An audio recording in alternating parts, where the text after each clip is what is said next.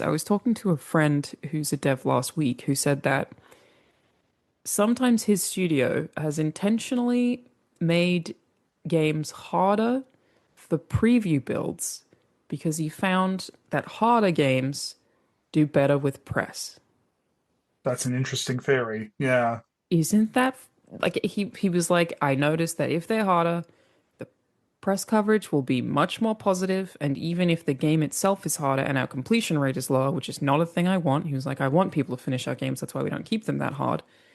People tend to assume if only I were better at this, I'm sure it would be amazing. So even if they haven't finished it, they'll give it a positive review score. If they do finish it, Hmm. the review score may be lower, or like the Steam review score may be lower because they're like, it wasn't challenging enough.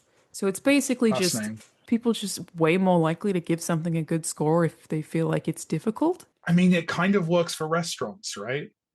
Like the more like exclusive and posh the restaurant, if I don't like a course in like a gourmet restaurant, I assume, well, I haven't got the palate for this. Whereas if I'm in like a pizza place and the pizza doesn't taste good, I would never complain because I'm very British and very shy, but like I would take it less. I would assume the restaurant was at fault rather than me, right? I do know that when Hades 2 came out in early access, it was pretty crushingly difficult compared to the first one. I mean, it wasn't like brutally unfair, but it was noticeably harder. My friend Darren on their composer and saying, did I get worse at this?